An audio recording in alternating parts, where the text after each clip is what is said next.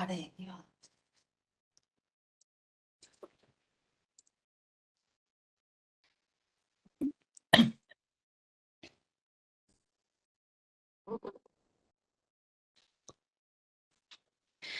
Good morning, everyone. My name is Singe Yang. I'm the first-year clinical fellow in the division of breast surgery. Today, I'll present a research topic that I've started this year. I'm still doing data processing, so this presentation are dealing with current progress. The topic is, can axillary lymph node dissection be safely omitted in total mastectomized patients with sentinel node positive disease? The corresponding author is Professor Seo Park. The modern surgery of breast cancer started from 1894 when William Halster performed radical mastectomy, which included the removal of breast, underlying chest muscle, including pectoralis major and minor, and lymph nodes of the axilla. Surgery continuously developed in a downsizing way, as modified radical mastectomy was done to save pectoralis muscle, and surgeons' role to radically dissecting the breast for breast cancer patients was standard at that time. But in 1998, Fisher claimed that breast cancer is a systemic disease, and since then, pivotal studies like NSABP-B04 started.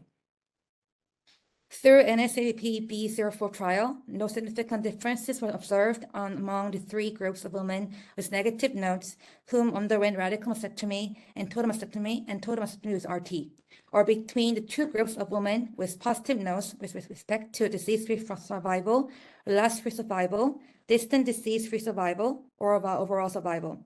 The findings show that there is no advantage from radical mastectomy compared to patients underwent RT. Furthermore, in the NSABP-B32 trial, in clinically negative axillary node patients, when sentinel node was negative, SLNB group was compared to ALND group. The overall survival and disease-free survival has shown no difference, concluding that SLNB alone with no further ALND is an appropriate and safe therapy for breast cancer patients with negative lymph nodes. So based on these trials, axillary lymph node dissection did not improve survival, but still clear evaluation of axillary metastasis is important for staging and planning systemic adjuvant chemotherapy and RT. So axillary staging surgery was an inevitable choice for breast surgery.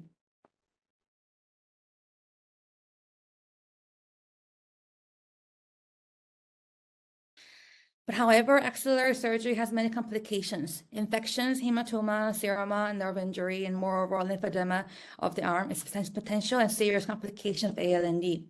According to the Almanac and the Z11 trial, moderate to severe lymphedema rates on sentinel lymph biopsy was 1 to 9%, but in the ALND group, it was 2 to 14%. And on the aspect of sensory deficits, ALND show more than 75% higher rate compared to SLNB. And according to the Almanac study on this picture, shoulder function, especially in flexion and abduction, shows statistically significant difference in the ALND group compared to the SLNB group. Since ALND was associated with significant morbidity, so research progressed to downsize the axillary surgery from ALND to SLNB and moreover to omit SLNB. Throughout many trials and studies, sentinel lymph node dissection has become a dogma of the axillary surgery and accurately identifies nodal metastasis of the early breast cancer. But it was not clear whether further node dissection affects survival in node-positive patients. In many prior practice, ALND was a standard initial approach for breast cancer patients who are clinically node-positive and also to sentinel lymph node-positive patients. But in 2011, Z11 trial was published, which was about patients performing lumpectomy and tangential whole breast irradiation who were clinically T1 to T2 invasive breast cancer with 1 to 2 sentinel lymph node metastasis. Randomized into ALND and the SLND only group, the use of SLND alone compared with ALND did not result in inferior survival. And even in the AMAROS trial, recently published in 2022, ALND was compared to axillary radiotherapy in patients with T1 to T2 node negative breast cancer patients with positive sentinel node biopsy. This 10-year analysis confirms a low axillary recurrence rate after both axillary radiotherapy and ALND, with no difference in the overall survival, disease-free survival, and the local regional control. Considering less arm mobility, axillary radiotherapy is preferred over ALND for patients with sentinel node positive, clinically T1 to T2 patients. So as you can see in this slide, axillary staging and surgery was developed continuously, and the key point is de-escalation. Not even skipping ALND, but even targeted axillary dissection for YPN0 patients, and the sentinel lymph node biopsy admission is on trials and debates. And it is expected that current ongoing trials will change current practice, and majority of patients will be freed from complications of axillary surgery. But however, most of the trials are focused on de-escalation, but in practice, still ALND is done in many cases. So there are still debates on this question that can axillary lymph node dissection be safely omitted in total mastectomized patients with sentinel node positive disease. According to the ASCO guidelines published in 2021, it is stated that when the patient is clinically N0 and the sentinel nodes was positive in 1 or 2 nodes, ALND is not recommended to patients who will receive total breast conserving surgery and whole breast radiotherapy. But still, who had mastectomy, the strength of evidence is insufficient, and it is stated that decisions regarding completion of ALND should be made after discussion between patients and clinicians on a case-by-case basis, depending on the invasive component of the lesion and other clinical circumstances. Also, according to the recently updated ESCN guideline, which was updated on April 2023, for clinically T1 to T2 and then there are patients with N1 to positive sentinel lymph nodes, when RT is planned, ALND is considered not to be done on BCS patients. But in the mastectomy group, clinically T1 to T2 and 0 and 1 and 2 positive sentinel lymph nodes were still just considered not to further axillary surgery. In the guideline, the mastectomy setting with patients with no axillary dissection, RT to the chest wall include the undetected axilla with the regional node irradiation is supposed to be done. So based on this updated new guidelines, omission of ALND can be considered for early breast cancer with clinically T1 to T2 patients with clinically negative nodes and positive sentinel nodes in frozen section. But what if the clinical stage change when ALND is done? And would you skip ALND when the sentinel node frozen biopsy results comes out to be cancer? So for this reason, we reviewed our registry to figure out in which patients still need ALND and which patients should still consider pros and cons on a case-by-case basis. And also, we're planning to figure out the character of the groups and when which N1 becomes N2 after ALND is done. So this is the study design. We retrospectively reviewed 2,593 patients, adult patients who underwent mastectomy in Severance Hospital from January 2010 to December 2017. And total 1,179 patients were excluded for the study. Exclusion criteria contains neoadjuvant chemotherapy, distance meta, and carcinoma in situ, sarcoma, phyllodes, and lymphoma, and other types of breast cancer, and no axillary operation. And patients with having clinically over than T3 grade cancer and clinically lymphopositive, those patients intended to perform ALND prior to the surgery. Total study population is 1,414 patients, and sentinel lymph nodes only patients were 1,104 patients, and the patient underwent ALND was 310 patients. Currently, data research is still in progress, and numbers might have possibility to change. So since this study is just at the beginning, there are so many further steps to be done. After finishing data research and sorting, we should analyze the clinical pathologic characteristics and make cross-table analysis of the sentinel lymph nodes only group and the sentinel lymph node and the ALND group. And we should also do prognosis evaluation, such as disease-free survival and overall survival on both groups. So consequently, hoping to find definite groups that we should perform ALND or skip ALND, and moreover, skip frozen section of sentinel lymph node biopsy. These are the references Thank you for your attention.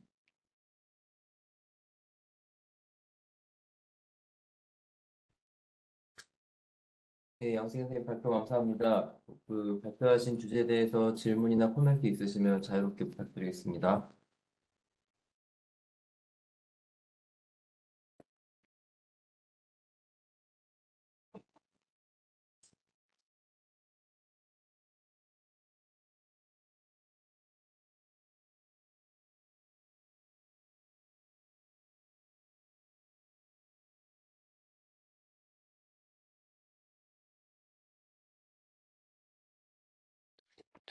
안녕하십니까. 박수호입니다. 혹시 제 목소리 들리시나요? 네, 들립니다, 교수님. 예, 지금 질문이 없으셔가지고 제가 그냥 마이크를 켰습니다. 사실은 저희가 이제 아주 완벽한 저희가 에비던스가 없음에도 불구하고 최근 들어서는 이런 서지컬 트라이얼에 대한 이제 디에스컬레이션이 뭐 유방암에서는 이제 화두인 것 같습니다.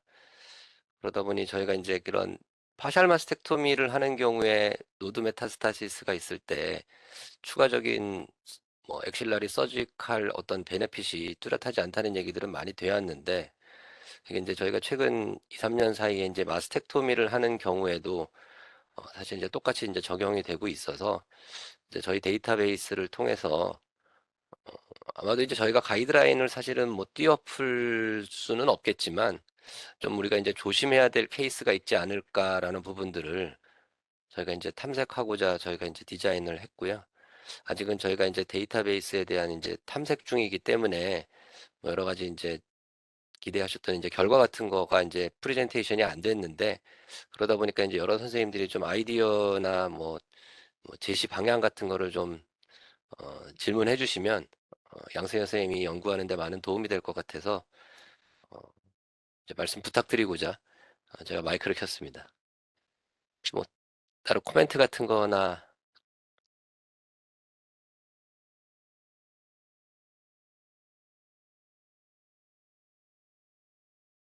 혹시 뭐 강남의 안성기 선생님 혹시 계시나요? 정준 교수님이나 혹시 배승준 교수님이나 혹시 안성기입니다. 혹시 강남에서는 어떻게 하고 계신지 좀 궁금해서 여쭤봅니다. 네, 사실 강남에서는 마스텍토미 한 케이스의 노드가 파스티브 나오면 디섹션을 하는 거 원칙으로 하고 있고요. 개인적으로는 오미션 하는 경우가 있기는 한데 이제 지금같이 노드 네거티브 환자에서 마이크로 배치가 나온 경우에는 그 IBCS 트라이얼에서 마이크로 배치 디섹션 생략하는 연구도 있고 아마로스 연구도 있어서 토탈 마스텍토미 케이스에서도 네거티브에서 마이크로 매치에서는 생략하는 경우가 있고요. 그 외에 클리니컬 노드 네거티브 환자라고 해서 노드가 파지티브 나오는 경우에는 디섹션을 하는 것을 원칙을 하고 있습니다. 그래서 제가 질문드리고 싶은 건 굉장히 중요한 주제고, 근데 이제 사실 아까 서두에 말씀하신 것처럼 많은 기관이나 이제 국내에 있는 많은 이제 리더분들도 이런 토탈 마스 케이스에서 노드가 파지티브 나온 경우에 디섹션을 생략하는 프랙티스를 많이 가져가고 있고, 또 이제 아마로스라는 연구도 있고 하기 때문에 지금 이제 어떻게 보면 대세는 디섹션 안 하는 게 대세로 점점 가고 있는 건 사실인 것 같은데요. 특히 이제 아마로스 연구 같은 경우에서는 이제 노드 네거티브 환자 상관없이 그러니까 베이스라인에서 이제 노드가 파지티브인 경우에는 디섹션을 생략하는 것들을 라디오 테라피 대체하는 것도 이제 있어서 이제 지금 현재 인클루전 크라이테리어에서 보시면 클리니컬 네거티브 환자만 등록을 이제 하는 것으로 계획을 하셨는데 혹시 이제 클리니컬 로드 파지티브까지도 포함할 계획은 없으신지 조금 더 다양한 환자군에 대해서 탐색을 해볼 수 있지 않을까 싶어서 여쭤봅니다. 네, 교수님, 감사합니다. 저도 아모스 트라이얼 보면서 해당 군에 대해서도 생각을 해보았었는데, 감안을 하여서 연구 진행하도록 하겠습니다, 교수님. 조언 감사합니다. 강남의 정준인데요. 이게 그러면은 지금 후양적인 연구잖아요. 네, 교수님. 근데 그러면은 센티닐 프로도 바이옵시만 한 환자들에서 파지티브 나오더라도 그러면 그 환자들에서는 RT는 안 했나요? RT는 했었고, 실제로 이 당시에는 센티넬 노드에서 그 캔서가 나왔으면 ALND를 한 것으로 제가 알고 이 스터디를 짰습니다. 그러면 모든 환자에서 센티넬 파지티브 LND를 다 하셨다는 얘기인가요? 그 뒤에 패솔로지컬하게 바뀐 게 아닌 이상은 한 걸로 알고 있습니다. 근데 그러면 어떻게 그 안 할 수 있는 군들을 어떻게 구하겠다는 거예요? 레트로스펙티브 연구인데.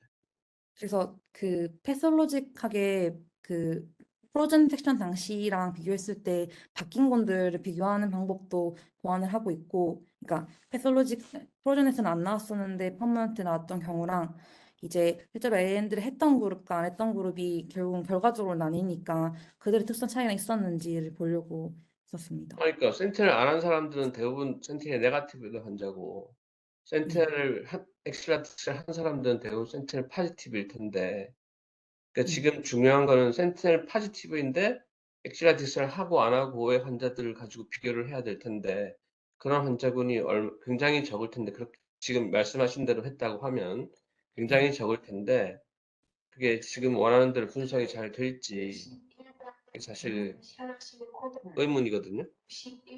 저도 그 환자분은 카운트했을 때 그 제가 여기 슬라이드 놓지 못했는데 거의 소수로 알고 있어가지고 맞습니다. 제가 맨디에 사실은 첨가를 하긴 했는데 그렇게 확인된 분들이 사실 몇십 이게 명 정도 있습니다, 교수님. 그래서 해당 군이 너무 환자수 적기 때문에 그것만으로 하기는 어렵다 판단하여서 그 이전에 AMD 쿨까지 포함을 해가지고 진행을 하려고 했던 거고 이게 지금 저희가 그 엑센티넬 림프노드는 프로즌했던 환자분들이시고 아실리 노드에 나와 있는 숫자들은 저희가 추가로 나갔던 퍼머넌트에서 나왔던 환자분들이신데 이거를 비교해가지고 사실 숫자적으로 의미 있는 결과 차이가 있는 분들은 여기 파란색으로 있는 환자분들이셔가지고 사실 전체 그룹이 다 이게 다가 아니어서 제가 발표를 못했는데 만약 이런 식으로 된다면 사실 너무 소수의 환자여서 그 클리니컬하게 의미가 있는 데이터가 나올지 잘 모르겠습니다. 그래서 아까 앞서 보여드린 대로 L&D를 했던 그룹이랑 안 했던 그룹하고 비교를 하려 했습니다. 사실은 저희가 이제 정준 교수님이 말씀하신 것처럼 저희가 클리어하게 센티넬이 이제 포지티브일 때 엑실라리 다이섹션을 이 과거 당시에는 사실은 이제 다이섹션을 많이 했기 때문에 말씀 주신 것처럼 우리가 서지컬 익스텐트를 이제 어떻게 정할까를 좀 사실은 지금 이제 고민 중에 있습니다. 그래서 이제 저희가 뭐 다이섹션을 했다 하더라도 어떤 이제 리트리브된 림프노드의 정도를 우리가 조금 감안해 보면 그런 서지컬 익스텐트를 우리가 유추할 수 있지 않을까라는 게 이제 첫 번째 지금 가설인데 아직 저희 데이터베이스가 없어서 이제 그런 부분들을 지금 확인하는 과정에 있고요. 말씀 주신 것처럼 이제 최근 들어서는 이제 그런 엑실라리 서저리를 크게 하지 않는 경우들이 많기 때문에 이제 최근 환자들이 들어가면 좀 더 이제 어떤 5년, 10년 뒤에는 데이터를 우리가 후향적으로 좀 더 답을 얻을 수 있겠지만 지금 이제 저희가 이제 과거에 해왔던 이제 프랙티스 어떤 이제 패턴들이 사실 지금 우리가 이제 궁금하고자 하는 그런 이제 퀘스천에 아주 정확한 질문을 사실 찾기는 좀 쉽지 않은 그런 이제 상황입니다. 두 번째는 그 RT에 대한 부분들도 이제 말씀 주셨는데요. 저희가 이제 예전에는 뭐 메타스타시스가 있다 하더라도 이제 홀브레스트 RT를 이제 체스트월에 이제 RT를 이제 마스텍토미한 경우에 해왔는데 저희가 이제 따로 이제 엑실라에 대한 부분들이 또 저희가 갖고 있는 데이터베이스가 사실은 굉장히 이제 제한적이어서 이제 그 부분에 대해서는 저희가 이제 뭐 방사선 종양학과 같은데 또 이제 데이터베이스가 있으니까 조금 이제 그런 부분들을 향후 좀 모색해서 저희가 이제 과거에 어떤 그런 서지컬 오퍼레이션의 어떤 익스텐트나 라디에이션에 대한 어떤 필드 정도에 대한 정보들을 바탕으로 저희가 이제 사실은 지금 관심 있어 하는 집단들을 좀 이제 유추해 보는 정도지 좀 완벽한 데이터를 사실은 얻기는 좀 쉽지 않은 상황입니다. 두 번째는 또 지금 이제 아마로스나 여러 가지 이제 프로스펙티브 트라이얼에서 어떤 이제 마스텍토미를 할 때 이제 포지티브에서 다이섹션을 해왔던 그런 이제 환자 캐릭터리스틱스들이 이제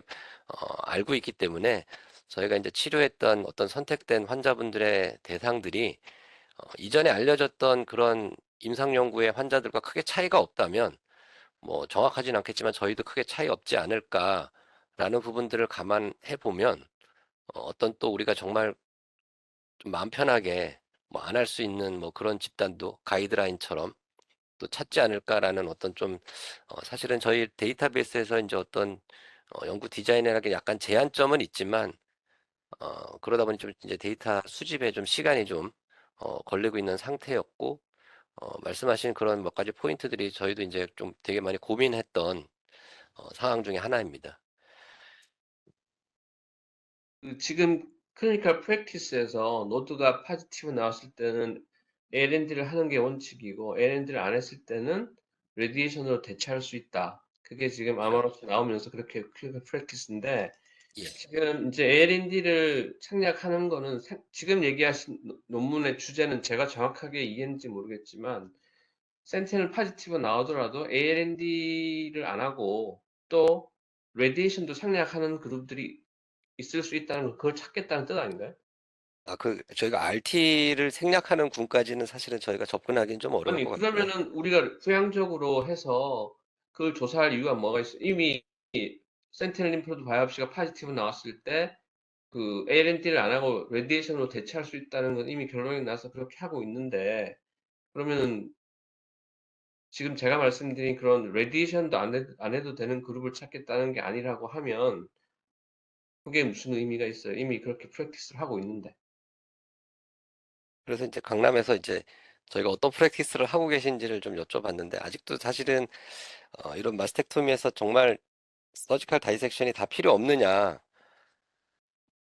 그러니까 이제 우리가 예, 프랙티스를 프로즌을 보게 되면은 센티넬 프로즌을 보면은 안 할 수는 없는 거고 근데 프로즌을 안 봤을 때 이제 포지티브 나왔을 때 다시 수술을 해야 되는 불편함이 있으니 그건 레디에이션으로 대체한다고 한 게 이제 아마로스 연구니까 그러니까 예, 예를 들어서 우리가 데일리 프랙티스에서 프로즌을 안 보면은 그게 충분히 가능하겠죠. 레디에이션을 대체하는 게. 근데 데일리 프랙티스에서 프로즌을 본다고 하면은 수술하는데 그걸 안 하기가 생략하기가 쉽지가 않을 거라고요.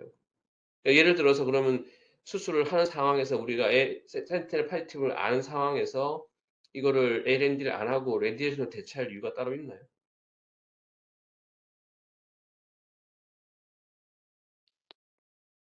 어떻게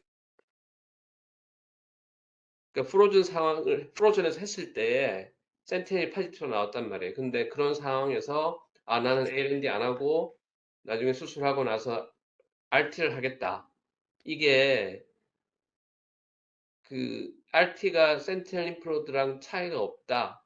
뭐 저게 좀 림피데마가 좀 적게 오는 것 같다. 이런 거는 있지만 그렇다고 거기서 우리가 이제 RT로 할 수 있으니까 우리는 센티넬을 그 ALND를 안 하겠다 이렇게 수술실에서 결정하기가 그게 맞는 프랙티스인지 저는 잘 모르겠다는 거죠. 예. 사실은 저희가 이제 이거의 또 하나의 배경 중에 하나가 말씀하신 이제 프로즌을 굳이 꼭 해야 될까 사실은 이제 싶어서 사실은 그러니까 그러면 이제 예, 프로즌 안 하면은 그건 말이 되는데 예, 이제 프로즌을 다 하고 하는 상황에서 그게 하기 쉽지 않다는 거죠. 그러니까 이제 예를 들어서 우리가 프랙티스에서 그 프로즌 안 보는 병원들도 있잖아요. 우리나라에서도. 그런 예, 맞습니다. 병원에서는 뭐 생략할 수 있겠죠. 레디에이션 할 수 있으니까. 근데 예, 그 정말 레디에이션이 좋은지 응? ALND를 하는 게 좋은지는 이제 알 수가 없습니다. 그거는 예, 서전들이 결정할 문제라고 생각이 되고 그건 예, 개인차가 있을 수 있을 것 같은데 그렇잖아요. 예. 그래서 사실 저희가 이제 이런 데이터베이스를 보면서 앞으로 꼭 브레스트에서 프로즌을 꼭 사실은 저희가 많이 해왔는데 굳이 꼭 해야 될까? 지금 뭐 시간도 제한 있고 병리과 선생님도 사실은 별로 좋아하시지도 않고 뭐 여러 가지가 사실은 쉽지 않은 형국이라서 혹시라도 그렇게 이제 스킵할 수 있는 환자분들을 프로즌 없이 어, 파샬 마스텍토미든 뭐 라디칼 마스텍토미든 토탈 마스텍토미든 그게 이제 이런 시작의 사실은 배경에 이었는데 아직까지 이제 데이터베이스가 그런 프랙티스를 저희가 해오지를 않았기 때문에 사실은 클리어한 어떤 답을 얻기는 사실은 쉽지 않은 형국이고 물론 말씀 주신 것처럼 저희가 그냥 가이드라인을 따라가면 사실은 뭐 고민은 없지만 저희가 이제 해왔던 데이터베이스를 그래서 한번 좀 후향적으로 찾아보면 그래도 조심해야 될 부분들이 없지 않을까라는 부분들을 이제 확인하기 위해서 사실은 데이터를 좀 들여다보고 있는 와중입니다.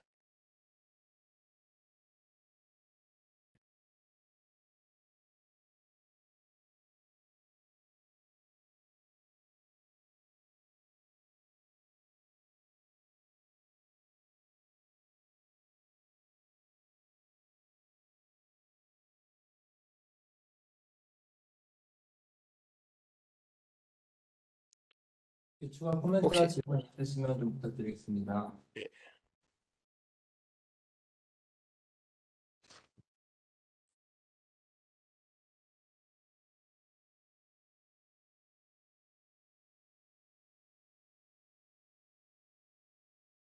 예, 코멘트 없으시면 광고 말씀 하나 드리겠습니다. 오늘 1시 반부터 유일한 홀에서 세브란스 기술 설명회가 있는데요. 저희 외과에서는 김지혜 교수님이 심보강 화학요법에 대한 유황암의 치료 반응 또는 예측을 위한 세포외 소보체, 유래 바이오마커 및 이의 용도에 대해서 하나 내셨습니다. 근데 외과에서 유일해서 조금 더 우리가 이제 기본적인 기초 연구를 통해서 더 활성화됐으면 좋겠고요. 김재 교수님, 요거에 대해서 잠깐만 설명 좀 해줄 수 있으신가요? 네, 안녕하세요. 유방외과 김지혜입니다. 목소리 들리시나요?